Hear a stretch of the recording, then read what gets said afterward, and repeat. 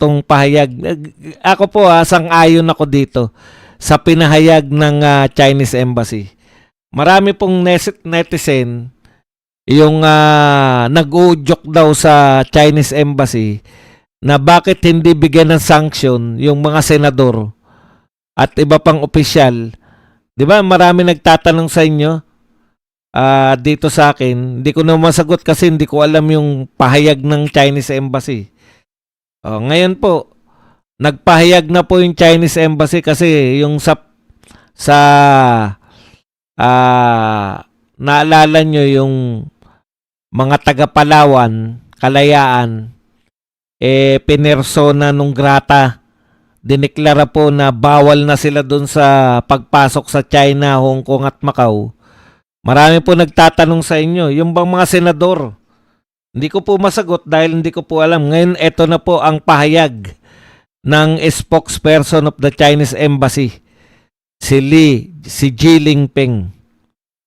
Recently, some netizens in the comment sections of posts related to the recent debate between the Chinese Embassy and some legislators have suggested that China impose sanctions on those legislators, that is to prohibit the individuals concerned and their family members from entering the mainland, Hong Kong and Macau of China, freeze their property in China, and prohibit Chinese citizens and institutions from doing business with them. What is your comment? Ito po yung tanong sa kanya. So ito po ang sagot ng spokesperson ng Chinese Embassy.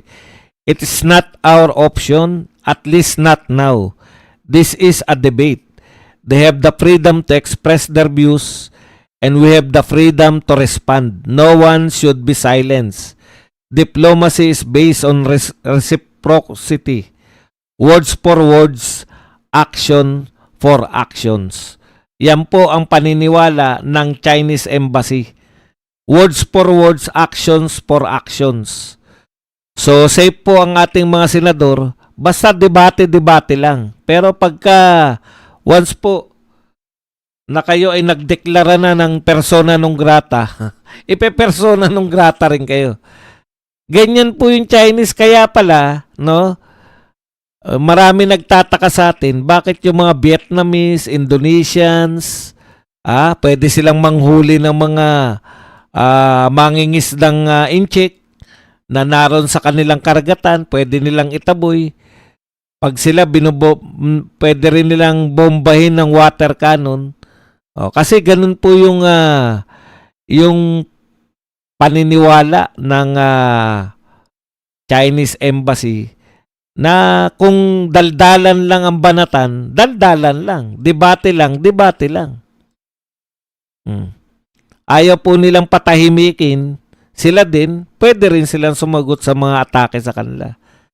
Pero pag umaksyon na kayo, halimbawa, nagdeklara po yung mga taga Palawan, yung Kalayaan, nagdeklara sila ng persona non grata, binawian po sila. Mabuti nga si Tito Soto hindi nagdeklara ng persona non grata. Si Tito Soto kasi nauuna yung bunganga eh. Kaya ka nakakasawa ng indirect contempt eh. Tapos ngayon maang-maangan. Freedom of speech lang daw. Akala ko ba magtsatsacha ka para ipabago yung ginawa ng mga na unconstitutional. Akala ko ba mas magaling pa yung mga first year law student kaysa sa mga justice. Bigla ngayon aatras ka. Ikaw talaga school bukol. Kaya kung kailan ka tumanda, alam niyo yung mga tumatandang senador, lalong ginagalang yan eh. Nung tumanda sila Tanyada, nung tumanda sila Jokno, mas lalo sila naging kagalang-galang kasi papunta sila dun sa statesman eh. Kasama na yan si Enrile. Kasi wala na po sa kanila yung ambisyon na magpe-presidente pa, magba-vice president pa. Yun sa kanila, talagang senador na lang sila, maging statesman na sila. yung legacy nila, inaalagaan nila. Etong si Tito Soto, kung kailan tumanda, aminado naman siya, di ba? Siya na yata pinakamatandang senador eh.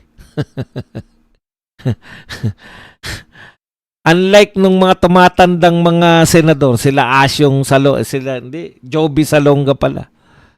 Joby Salonga, no, naranasan natin yan eh. Sila Nene Pimentel, habang tumatanda sila, alam mo kung bakit, Tito Sen? Kaya naging kagalang-galang sila. Una, maaalam talaga sila sa batas. 'Di ba? Tapos ikalawa, hindi na sila nag-aambisyon beyond. Natamunan nila lahat. O yan si Franklin Drilon din. Mahaba na rin sa Senado yan. Nagiging kagalang-galang sila dahil ang nawala sa kanila yung ambisyon na tumakbo pa. O hindi tumakbo, yung umangat pa sa pwesto. Ikaw halatang halata eh. Porsigido ka na sa impeachment eh. Ha? Bakit ka porsigido? Kasi ikaw ang posibleng ipalit na Vice President. Tama nga naman. Bakit po siyang ipapalit na Vice President? Hindi siya threat sa presidente pag siya naging president. Masaya na siya. Mag-isip po kayo ng tumanda sa Senado na kinukutya ng mga tao. Wala po akong matandaan.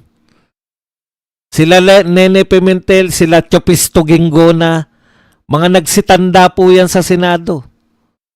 Yung tatay nila Cayetano.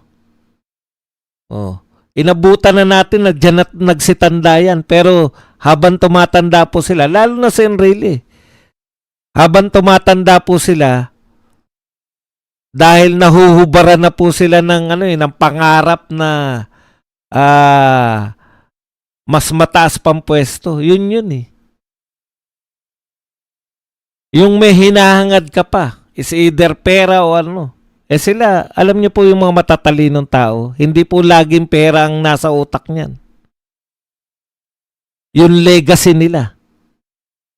Diba? Tignan niyo si Tatay Digong. Legacy ang hinabol. Hindi kwarta. Ito si Tito Soto tsaka si Ping Lacson, hanggang ngayon kinukutya sila, di ba? Simple lang yung mga trabaho nila. May malaking korupsyon sa Pilipinas. Kung tinutukan nyo yan, ang ganda sana ng legacy ninyo. Napakaganda sana ng legacy ninyong dalawa. Kung honest to goodness, yung sinasabi nyo na where the evidence will lead us, ginawa ninyo. Kayong dalawa, Tito Soto at Ping Lacson, kayo lang ang tumanda sa Senado na mula sa ginagalang papunta sa kinukutya. Lahat po ng mga tumanda sa Senado, kahit po yan si Franklin Drilon ay dilawan, never po namin yung kinukutya ng katulad ninyo. Hindi na kayo bagay. Hindi na kayo bagay na maging tuta sa tanda ninyo.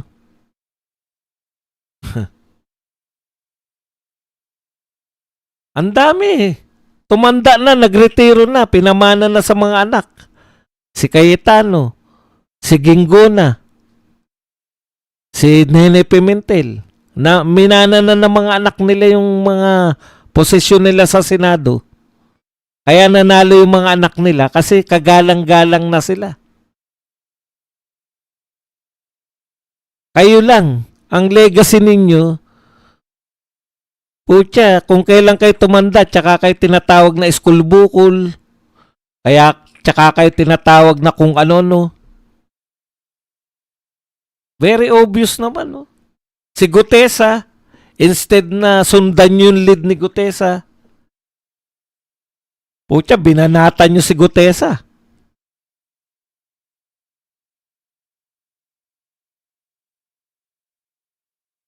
Okay lang sana eh kung yung edad nyo parang antikler lang eh, di ba? Na very ano pa kayo, yung sabik pa ba sa ano, sabik pa sa dapat yung edad nyo at sa tagal nyo sa Senado, dapat legacy building na kayo.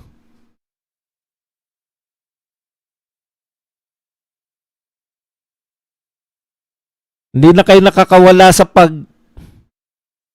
pangangarap. O, katulad niyan. Pasensya na kayo kung saan na napupunta usapan natin. O, katulad niyan.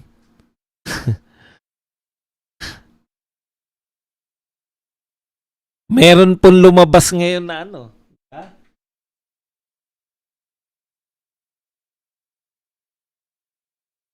Meron lumabas na ah,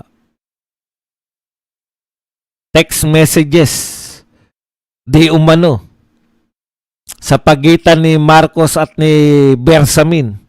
Ito yung mga chance ninyo para mag-shine, no? Imbestigahan nyo yan, patawag nyo si Bersamin. Ano man ang kahinatnan ng ebidensya, sundan ninyo. Yan ang iiwan nyo sana ng legacy. Alam nyo kung tininuan nyo lang yung Blue Ribbon Committee, makakalimutan ng lahat yung mga ginawa nyo in the past eh.